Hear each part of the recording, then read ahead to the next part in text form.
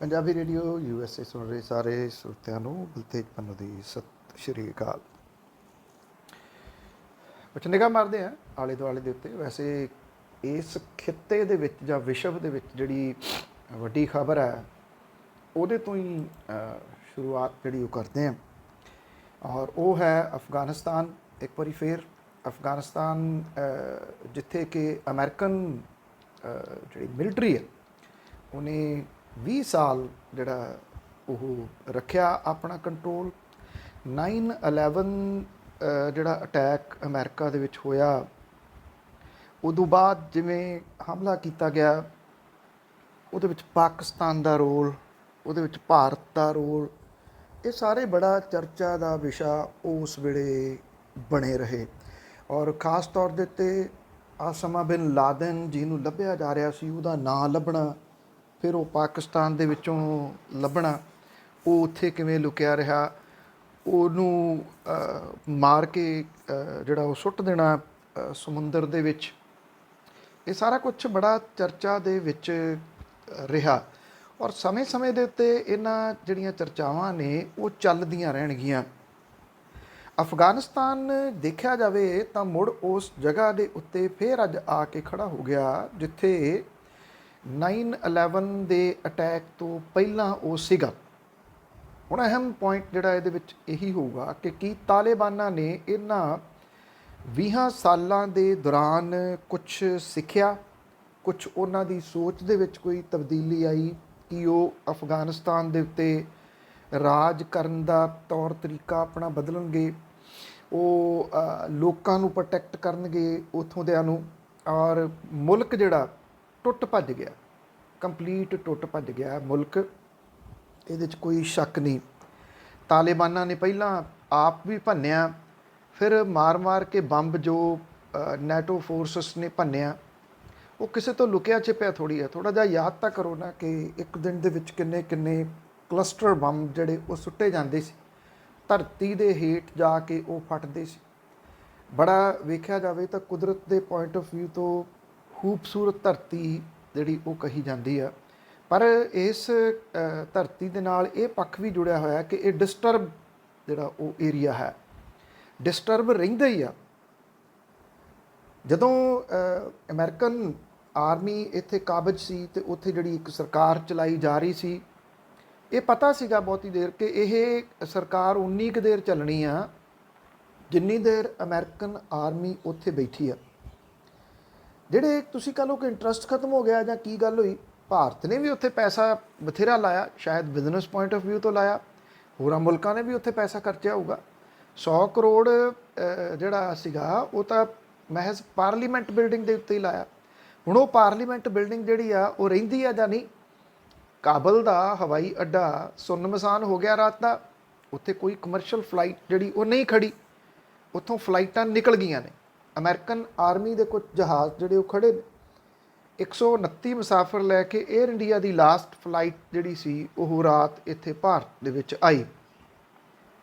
ਔਰ ਭਾਰਤ ਨੇ ਵੀ, ਬਾਕੀ ਮੁਲਕਾਂ ਨੇ ਵੀ ਸਾਰੇ ਆਪਣੇ ਜਿਹੜੇ ਉੱਥੇ ਕੰਮਕਾਰ ਕਰਨ ਵਾਲੇ ਸੀਗੇ ਉਹ ਕੱਢ ਲਏ ਉੱਥੋਂ, ਅੰਬੈਸੀਆਂ ਦੇ ਵਿੱਚ ਕੰਮ ਕਰਦੇ ਜਾਂ ਉਹ ਜਿਹੜਾ ਉਹ ਕੰਮ ਕਰਦੇ। ਔਰ ਤਾਲਿਬਾਨ ਨੇ ਰਾਜਧਾਨੀ ਕਾਬਲ ਨੂੰ ਆਪਣੇ ਕਬਜ਼ੇ ਦੇ ਵਿੱਚ ਕਰ ਲਿਆ। ਇਹ ਲਾਸਟ ਜਿਹੜਾ ਤੁਸੀਂ ਕਹਿ ਲਓ ਕਿ ਸਟੈਪ ਸੀਗਾ, ਇਹ ਬੜੀ ਅਹਿਮ ਡਿਵੈਲਪਮੈਂਟ ਸੀ। ਹਾਂ, ਇੱਕ ਗੱਲ ਜਿਹੜੀ ਥੋੜ੍ਹੀ ਤਸੱਲੀ ਵਾਲੀ ਜਿਹੜੀ ਕਹੀ ਜਾ ਸਕਦੀ ਹੈ ਕਿ ਖੂਨ ਖਰਾਬਾ ਨਹੀਂ ਹੋਇਆ। ਕਾਬਲ ਨੂੰ ਜਿਹੜਾ ਸੀ ਉਹ ਕਾਬੂ ਕਰਦਿਆਂ ਖੂਨ ਖਰਾਬਾ ਤਾਂ ਹੋਇਆ, ਬਾਕੀ ਜਗ੍ਹਾ ਦੇ ਉੱਤੇ ਮੌਤਾਂ ਹੋਈਆਂ ਨੇ, ਪਰ ਇੱਥੇ ਖੂਨ ਖਰਾਬਾ ਨਹੀਂ ਹੋਇਆ। ਇਹ ਚੰਗਾ ਹੋਇਆ, ਨਹੀਂ ਤਾਂ ਇਹਦੇ ਵਿੱਚ ਆਮ ਲੋਕ ਬੜੇ ਮਾਰੇ ਜਾਣੇ ਸੀ। ਰਾਸ਼ਟਰਪਤੀ ਅਸ਼ਰਫ ਗਨੀ, ਉਪ ਰਾਸ਼ਟਰਪਤੀ ਅਮੀਰੁੱਲਾ ਸਾਲੇ, ਉਹ ਆਪਣੇ ਕਰੀਬੀਆਂ ਦੇ ਨਾਲ ਮੁਲਕ ਛੱਡ ਗਏ।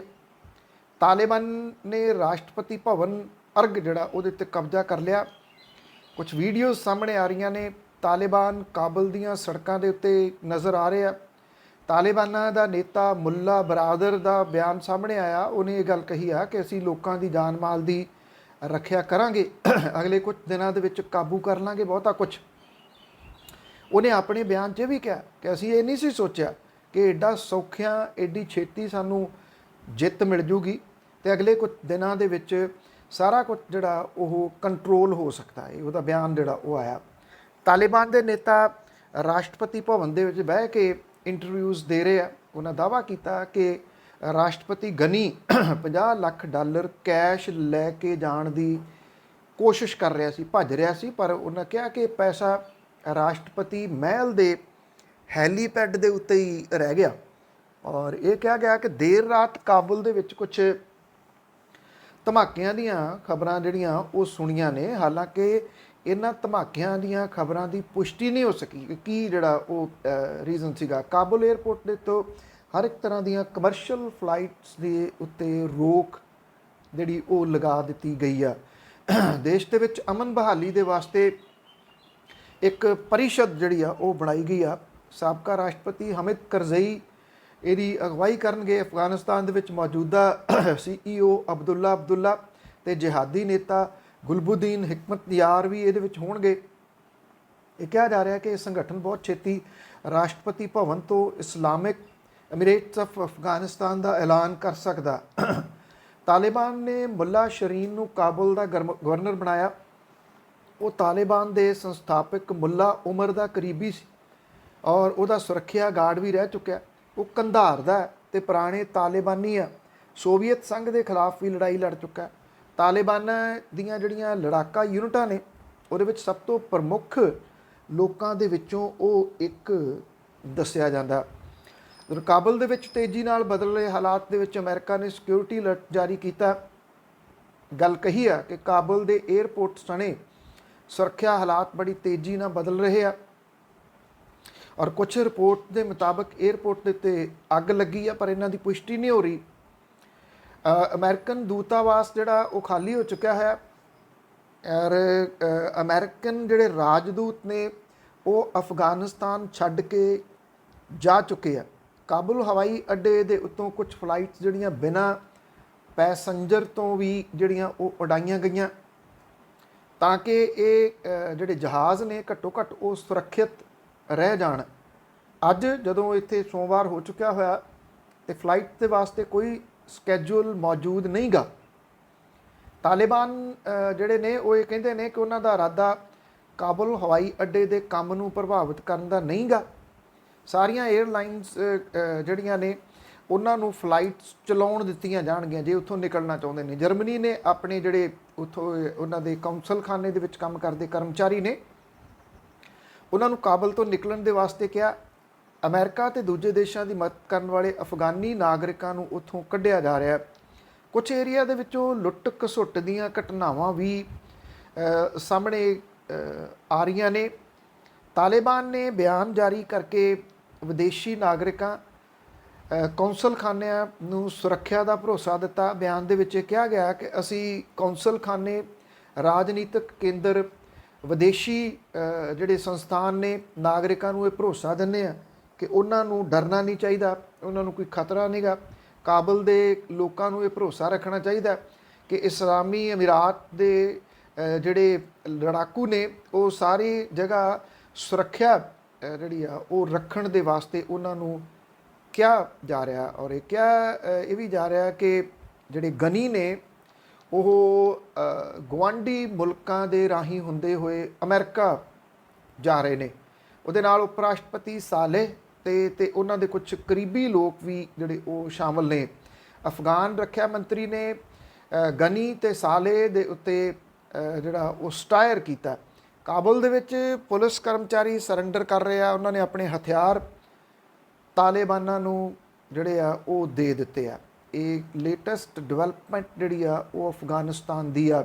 ਇਸ ਖਿੱਤੇ ਦੇ ਵਿੱਚ ਤਾਲਿਬਾਨੀਆਂ ਦਾ ਅਫਗਾਨਿਸਤਾਨ ਦੇ ਉੱਤੇ ਮੁੜ ਕੇ ਕਬਜ਼ਾ ਹੋਣਾ ਕਿਸ ਪਾਸੇ ਵੱਲ ਨੂੰ ਲੈ ਕੇ ਜਾਊਗਾ, ਇਹਦੇ ਸੰਬੰਧੀ ਆਉਂਦੇ ਦਿਨ ਜਿਹੜੇ ਉਹ ਉਡੀਕੇ ਜਾਣਗੇ। ਗੱਲ ਫਿਰ ਉੱਥੇ ਸ਼ੁਰੂ ਹੈ ਕਿ ਅਟਕਲਾਂ ਲਾਉਣ ਦੇ ਨਾਲੋਂ ਕਿ 20 ਸਾਲਾਂ ਦੇ ਵਿੱਚ ਤਾਲਿਬਾਨਾਂ ਨੇ ਬਹੁਤ ਨੁਕਸਾਨ ਕਰਵਾਇਆ ਆਪਣਾ। ਅਫਗਾਨਿਸਤਾਨ ਦਾ ਬੜਾ ਨੁਕਸਾਨ ਹੋਇਆ ਕਿ ਉਸ ਨੁਕਸਾਨ ਤੋਂ ਉਹ ਕੁਝ ਸਿੱਖੇ।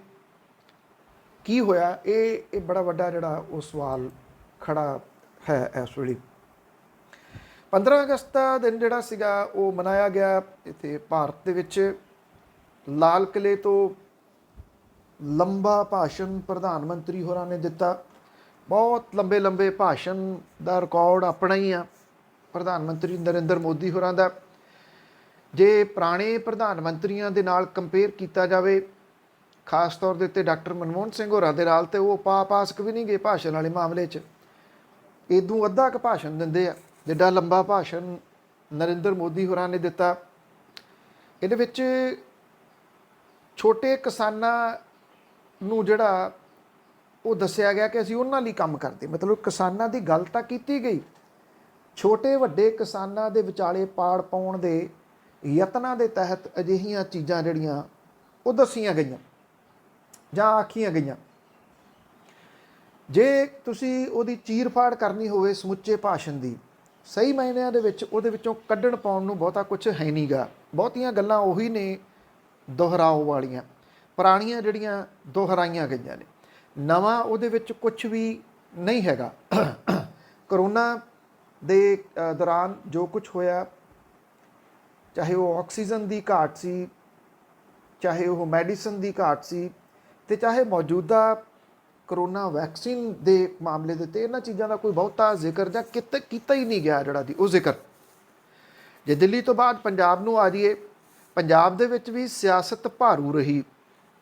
ਕਪਤਾਨ ਅਮਰਿੰਦਰ ਸਿੰਘ ਹੁਰੀ 15 ਅਗਸਤ ਕਰਕੇ ਹੀ ਸਹੀ ਪੰਜਾਬ 'ਚ ਮੁੜ ਕੇ ਆਏ ਔਰ ਵਰ੍ਹਿਆਂ ਬਾਅਦ ਉਹ ਪੰਜਾਬ ਦੇ ਵਿੱਚ ਵੇਖੇ ਗਏ। ਅੰਮ੍ਰਿਤਸਰ ਦੇ ਵਿੱਚ ਉਹਨਾਂ ਨੇ ਝੰਡਾ ਲਹਿਰਾਇਆ, ਸ਼ਾਇਦ ਇਸ ਕਰਕੇ ਕਿ ਜੇ ਨਵਜੋਤ ਸਿੰਘ ਸਿੱਧੂ ਹੁਰੀ ਪਟਿਆਲੇ ਆ ਕੇ ਥਾਪੀ ਮਾਰ ਸਕਦੇ ਆ ਤੇ ਕੈਪਟਨ ਅਮਰਿੰਦਰ ਸਿੰਘ ਹੁਰੀ ਅੰਮ੍ਰਿਤਸਰ ਜਾ ਕੇ ਮਾਰ ਸਕਦੇ ਆ।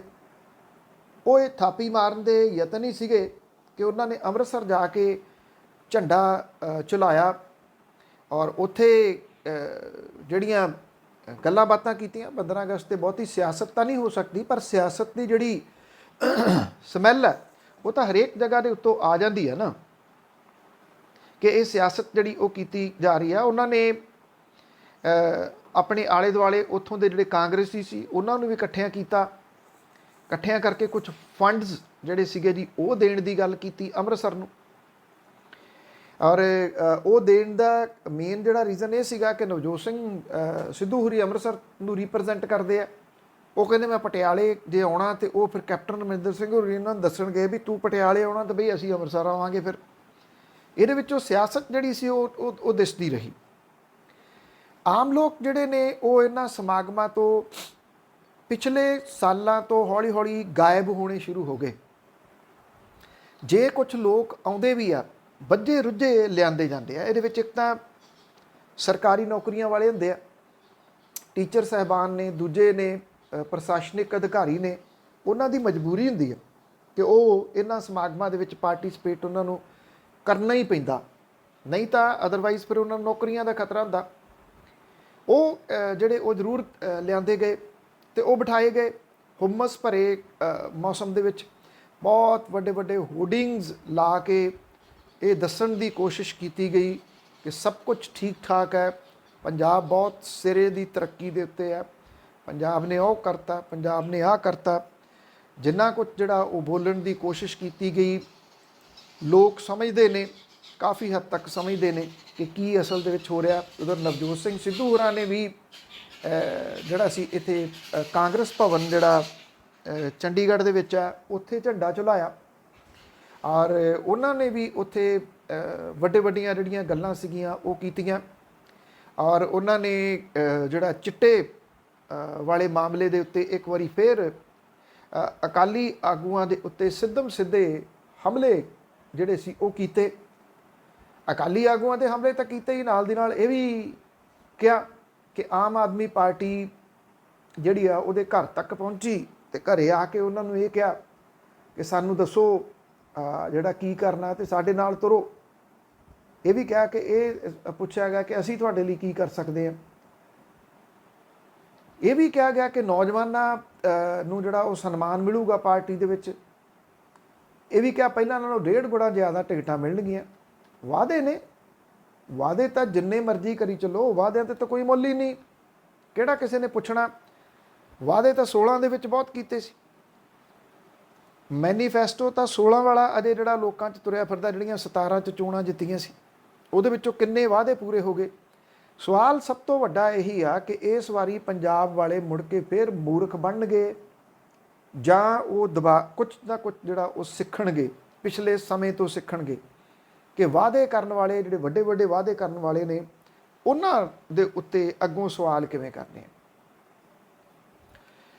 2 ਹਫ਼ਤੇ ਪਹਿਲਾਂ ਪਠਾਨਕੋਟ ਦੇ ਨੇੜੇ ਰਣਜੀਤ ਸਾਗਰ ਜਿਹੜੀ ਝੀਲ ਆ ਉਹਦੇ ਵਿੱਚ ਹਾਦਸਾਗ੍ਰਸਤ ਹੋ ਕੇ ਇੱਕ ਹੈਲੀਕਾਪਟਰ ਜਿਹੜਾ ਆਰਮੀ ਦਾ ਉਹ ਡਿੱਗ ਪਿਆ ਸੀ। ਇਹਦੇ ਵਿੱਚ ਪਾਇਲਟ ਤੇ ਕੋ ਪਾਇਲਟ ਜਿਹੜੇ ਸੀ ਉਹਨਾਂ ਦੀਆਂ ਮ੍ਰਿਤਕ ਦੇਹਾਂ ਦਾ ਕੁਝ ਨਹੀਂ ਸੀ ਪਤਾ ਲੱਗਿਆ। ਹੁਣ ਇਹਦੇ ਵਿੱਚੋਂ ਇੱਕ ਜਿਹੜੀ ਡੈੱਡ ਬੋਡੀ ਆ ਉਹ ਮਿਲੀ ਆ, ਦੂਜੀ ਪਾਇਲਟ ਦੀ ਜਿਹੜੀ ਡੈੱਡ ਬੋਡੀ ਆ ਉਹਦੀ ਭਾਲ ਜਾਰੀ ਆ। ਲੈਫਟੀਨੈਂਟ ਕਰਨਲ AS ਬਾਠ ਦੇ ਜਿਹੜਾ ਮ੍ਰਿਤਕ ਦੇਹ ਆ ਉਹ 75 ਮੀਟਰ ਦੀ ਡੂੰਘਾਈ ਤੋਂ ਰਣਜੀਤ ਸਾਗਰ ਝੀਲ ਦੇ ਵਿੱਚੋਂ ਮਿਲੀ ਆ। ਦੂਜੇ ਪਾਇਲਟ ਦੀ ਮ੍ਰਿਤਕ ਦੇਹ ਨੂੰ ਲੱਭਣ ਦੇ ਯਤਨ ਜਿਹੜੇ ਉਹ ਜਾਰੀ ਨੇ। ਆਰਮੀ ਐਵੀਏਸ਼ਨ ਵਿੰਗ ਦੇ ਨਾਲ ਸੰਬੰਧਿਤ ਰੁਦਰ ਹੈਲੀਕਾਪਟਰ 3 ਅਗਸਤ ਨੂੰ ਝੀਲ ਦੇ ਵਿੱਚ ਹਾਦਸਾਗ੍ਰਸਤ ਹੋ ਗਿਆ ਸੀ ਜਦੋਂ ਇਹ ਸਿਖਲਾਈ ਦੇ ਰਿਹਾ ਸੀ। ਐਕਚੁਅਲੀ ਇਸ ਹੈਲੀਕਾਪਟਰ ਨੂੰ ਕਿੰਨਾ ਨੀਵਾਂ ਰਹਿ ਕੇ ਤੁਸੀਂ ਉੱਡ ਸਕਦੇ ਹੋ ਉਹਦੀ ਟ੍ਰੇਨਿੰਗ ਦਿੱਤੀ ਜਾ ਰਹੀ ਸੀ। ਹੈਰਾਨੀ ਵਾਲੀ ਗੱਲ ਜਿਹੜੀ ਇਹਦੇ ਵਿੱਚ ਇਹ ਸੀਗੀ ਕਿ 3 ਅਗਸਤ ਦਾ ਡਿੱਗਿਆ ਇਹ ਹੈਲੀਕਾਪਟਰ ਇੰਨੇ ਦਿਨ 2 ਹਫ਼ਤੇ ਤੋਂ ਉੱਪਰ ਹੋ ਗਏ ਇਹਨਾਂ ਦੀਆਂ ਮ੍ਰਿਤਕ ਦੇਹਾਂ ਤੱਕ ਨਹੀਂ ਸਨ ਲੱਭੀਆਂ। ਔਰ ਇਹਦੇ ਵਿੱਚ ਹੁਣ ਬਹੁਤ ਸਾਰੀਆਂ ਏਜੰਸੀਆਂ ਤੇ ਟੀਮਾਂ ਜਿਹੜੀਆਂ ਉਹ ਇਹ ਮੁਹਿੰਮ ਚਲਾ ਰਹੀਆਂ ਸੀ ਇੱਥੇ ਇਹਨਾਂ ਦੀਆਂ ਮ੍ਰਿਤਕ ਦੇਹਾਂ ਨੂੰ ਲੱਭਣ ਲਈ। ਹੈਲੀਕਾਪਟਰ ਦਾ ਮਲਬਾ ਤੇ ਕੁਝ ਪਾਇਲਟ ਦੇ ਜਿਹੜੇ ਯੂਜ਼ ਕਰਦੇ ਨੇ ਟੂਲਸ ਵਗੈਰਾ ਉਹ ਜ਼ਰੂਰ ਬਰਾਮਦ ਕੀਤੇ ਸੀਗੇ। ਹੈਲੀਕਾਪਟਰ ਫੌਜ ਦੇ ਪਠਾਨਕੋਟ ਦੇ ਵਿੱਚ ਸਥਿਤ ਐਵੀਏਸ਼ਨ ਸਕੁਐਡਰਨ ਦਾ ਸੀਗਾ। ਔਰ ਜਿਹੜਾ ਪੱਛਮੀ ਕਮਾਂਡ ਆ ਉਹਨੇ ਕੁਝ ਦਿਨ ਪਹਿਲਾਂ ਇਹ ਕਿਹਾ ਸੀਗਾ ਕਿ ਇਹ ਜਿਹੜੀ ਆ ਜਿਹੜਾ ਪਾਣੀ ਆ ਉਹਦੀ ਸਤ੍ਹਾ ਤੋਂ 80 ਮੀਟਰ ਦੀ ਡੂੰਘਾਈ ਦੇ ਉੱਤੇ ਇਹਦੀ ਖੋਜ ਕੀਤੀ ਜਾ ਰਹੀ ਆ। ਤੋ ਇਹ ਜਿਹੜੀ ਮ੍ਰਿਤਕ ਦੇ ਮਿਲੀ ਆ ਇਹ ਕੋਈ 75.9 ਮੀਟਰ ਡੂੰਘੀ ਜਾ ਕੇ ਮਿਲੀ ਆ ਔਰ ਉੱਥੇ ਹੀ ਅਗਲੀ ਜਿਹੜੀ ਆ ਉਹ ਖੋਜ ਹੁਣ ਕੀਤੀ ਜਾ ਰਹੀ ਆ ਕਿ ਉੱਥੋਂ ਸ਼ਾਇਦ ਜਿਹੜਾ ਇਹ ਕੁਛ ਨਾ ਕੁਛ ਜਿਹੜਾ ਉਹ ਲੱਭੂਗਾ।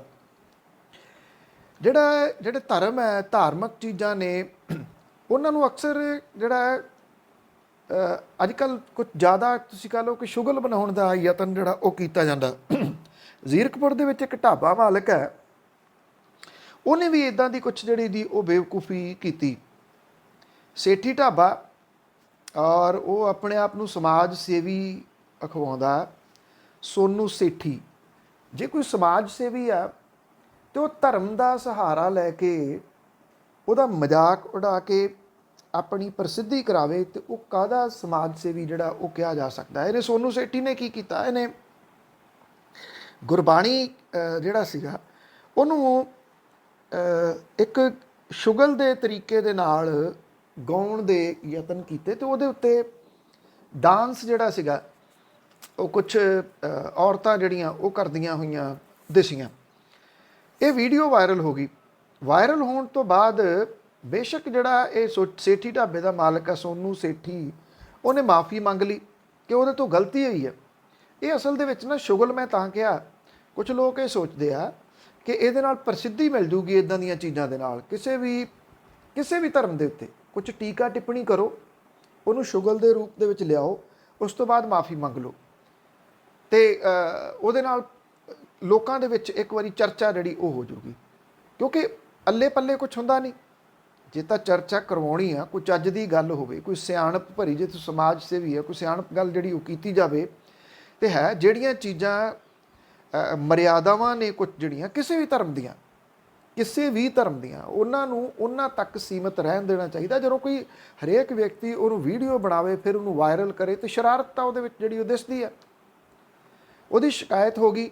ਸ਼ਿਕਾਇਤ ਤੋਂ ਬਾਅਦ ਇਹਦੇ ਉੱਤੇ ਮਾਮਲਾ ਦਰਜ ਕਰ ਲਿਆ ਗਿਆ ਔਰ ਹੁਣ ਇਹਦੀ ਗ੍ਰਿਫਤਾਰੀ ਜਿਹੜੀ ਆ ਉਹ ਹੋਈ ਆ। ਵਿਜੇ ਕੁਮਾਰ ਉਰਫ ਸੋਨੂ ਸੇਠੀ 295A ਦੇ ਤਹਿਤ ਉਹਦੇ ਉੱਤੇ ਕੇਸ ਦਰਜ ਕੀਤਾ ਗਿਆ ਔਰ ਇਹ ਕਿਹਾ ਜਾ ਰਿਹਾ ਕਿ ਜਿਹੜੇ ਡਾਂਸ ਕਰ ਰਹੇ ਸੀਗੇ ਔਰਤਾਂ ਜਿਹੜੀਆਂ, ਉਹਨਾਂ ਦੀ ਵੀ ਪਛਾਣ ਕੀਤੀ ਜਾ ਰਹੀ ਹੈ। ਇਹਨੇ ਆਪਣਾ ਫੇਸਬੁੱਕ ਜਿਹੜਾ ਪੇਜ ਸੀਗਾ ਉਹਦੇ ਉੱਤੇ ਇਸ ਤਰ੍ਹਾਂ ਦੀ ਜਿਹੜੀ ਵੀਡੀਓ ਸੀ ਉਹ ਬਣਾ ਕੇ ਤੇ ਉਹਨੂੰ ਵਾਇਰਲ ਕੀਤਾ। ਤੁਸੀਂ ਦੇਖੋ ਸਹਾਰਾ ਜਿਹੜਾ ਕਿਵੇਂ ਇਹਨਾਂ ਚੀਜ਼ਾਂ ਦਾ ਲੈ ਰਿਹਾ, ਜਦੋਂ ਚਾਹੇ ਉਹ ਇਹ ਸੋਸ਼ਲ ਸਾਈਟਸ ਨੇ ਉਹਨਾਂ ਦੇ ਉੱਤੇ ਸ਼ਿਕੰਜਾ ਜਦੋਂ ਸਰਕਾਰਾਂ ਕੱਸ ਰਹੀਆਂ ਨੇ ਇਹਨਾਂ ਦਿਨਾਂ ਦੇ ਵਿੱਚ। ਤੇ ਇੱਕ ਗੱਲ ਦੀ ਤਾਂ ਹੁੰਦਾ ਨਾ ਕਿ ਇਹ ਲੋਕਾਂ ਦਾ ਪਲੇਟਫਾਰਮ ਸੀਗਾ ਜਿੱਥੇ ਲੋਕ ਆਪਣੀ ਆਵਾਜ਼ ਬੁਲੰਦ ਕਰ ਸਕਦੇ ਸੀਗੇ ਕਿ ਉਹਨਾਂ ਨੂੰ ਕਿਹੜੀਆਂ ਮੁਸ਼ਕਲਾਂ ਨੇ। ਆਵਾਜ਼ ਬੁਲੰਦ ਕਰਨ ਦੀ ਜਗ੍ਹਾ ਦੇ ਉੱਤੇ ਹੋਰ ਹੀ ਪਾਸੇ ਨੂੰ ਜਿਹੜਾ ਜੀ ਉਹ ਤੁਰ ਰਹੇ ਨੇ, ਜਿਹੜਾ ਕਿਤੇ ਨਾ ਕਿਤੇ ਇਹ ਆਪਣਾ ਪਲੇਟਫਾਰਮ ਇਹੋ ਜਿਹੀਆਂ ਬੇਵਕੂਫੀ ਵਾਲੀਆਂ ਹਰਕਤਾਂ ਦੇ ਨਾਲ ਗਵਾ ਬੈਣਗੇ। ਬਹੁਤ ਬਹੁਤ ਧੰਨਵਾਦ। ਮੇਰੀ ਤੁਹਾਡੀ ਮੁਲਾਕਾਤ ਕੱਲ੍ਹ ਦੁਬਾਰਾ ਹੋਊਗੀ, ਤਦ ਤੱਕ ਲਈ ਇਜਾਜ਼ਤ ਦਿਓ ਜੀ। ਸਤਿ ਸ਼੍ਰੀ ਅਕਾਲ।